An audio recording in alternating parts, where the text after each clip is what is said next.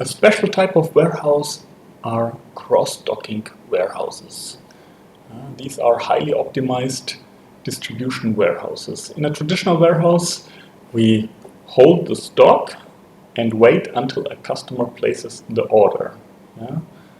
And once the order arrives in the warehouse, the items of this order are picked from the shelf, packed together, and shipped and leave the warehouse.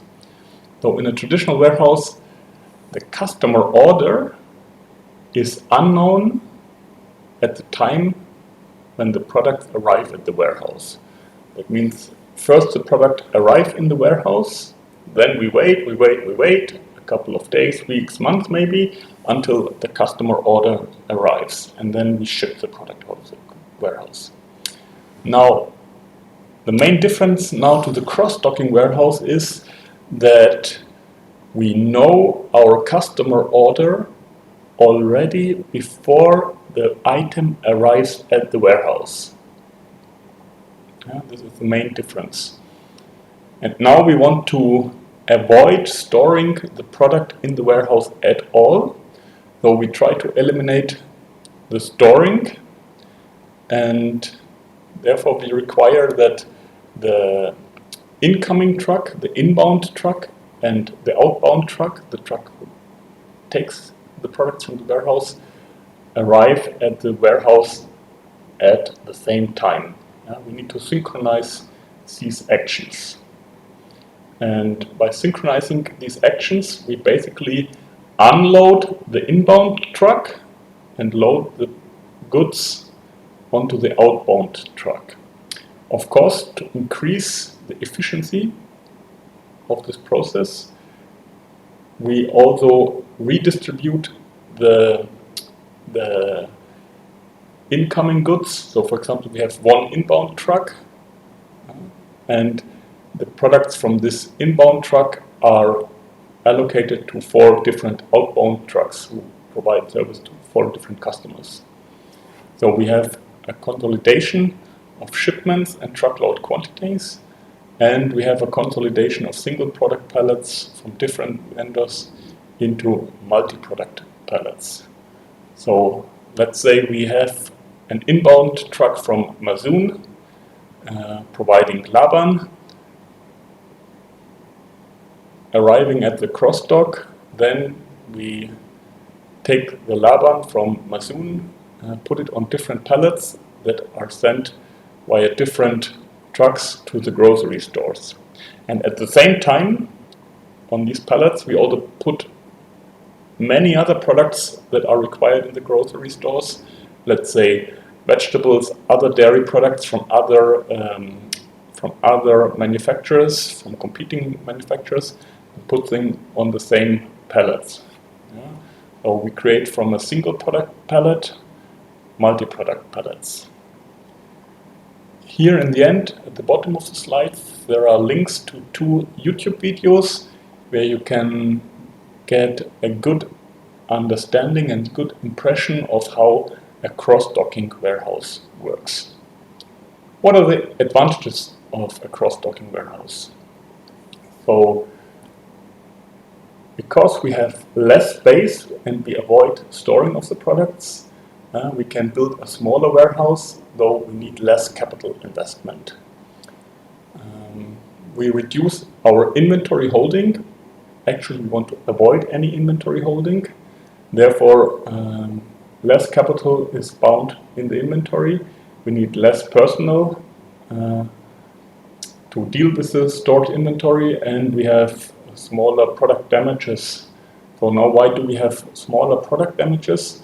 Well, there's just less handling involved in the product, and the smaller the handling effort, the smaller the chance that something gets damaged.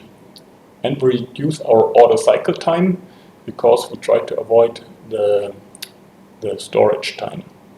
On the other hand, there are of course also many challenges.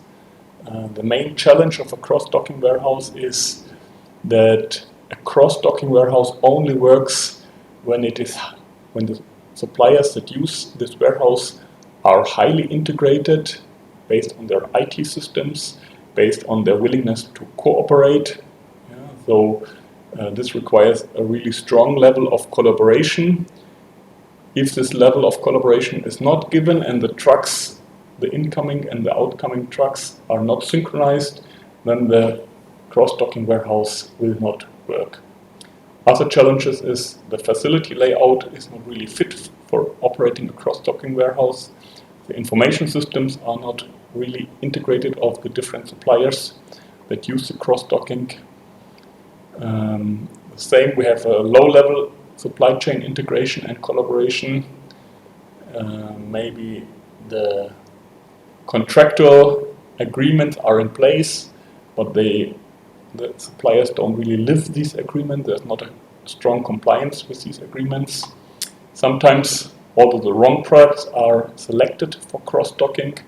When we go to the PDO example, for many cases, PDO will not really use or make big use of a cross-docking warehouse to transport the oil and gas products. For grocery stores, it can make much more sense. If the suppliers are not reliable, they don't deliver on time, then the synchronization will not work and cross-docking will fail. The same when the product volume is not high enough and when the cross-docking warehouse is not able to deal with a variation in the workload, in particular in the peak workload. Then everything will get stuck and stopped, and the warehouse will not be. We will not be able to run the warehouse effectively. When we're talking about logistics issues in our supply chain and outsourcing issues, then we have to mention third-party logistics service providers. Third-party logistics service providers are used by many companies, many manufacturing companies that are not specialized in pure logistics services. They outsource their logistics requirements, like warehousing, like transportation, to third-party service providers. And I'm sure you know all of these third-party service providers like DHL, FedEx, or UPS. These are the biggest 3PL providers. Of course, we have also many smaller service providers that operate in local markets with specific services, sometimes specialized on specific industries. So usually a third-party logistics service provider, 3PL, specializes in integrating warehousing and transportation and having these value-added services, for example, the postponement. And the advantages of using such a 3PL, they offer the logistics services usually for a lower cost, quicker service, lower capital commitment, business focus, and higher flexibility. So if you, as a student, decide to start your own e-commerce store and sell some specialized products, you immediately see the advantages of using a 3PL. You don't need to buy your own delivery vehicle to do the distribution to your customers. You don't need to hire the people, you don't need the permits to do the distribution. All this can be outsourced. On the other hand, if you're a really big player, let's think of Amazon. Of course, Amazon also uses DHL, FedEx, and UPS, but they are growing so quickly and they are becoming so big that they more and more insource important logistics services. For example, they operate a big fleet of their own jets to do the air transport of their products.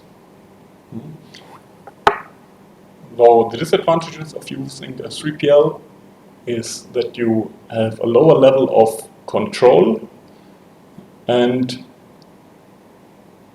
usually, in particular when you are, let's say, a medium-sized player, it is very important that your information systems are compatible to the ones offered by DHL, FedEx, and UPS, and all the others.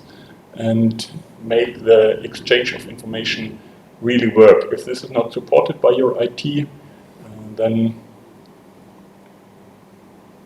you will face problems in your supply chain.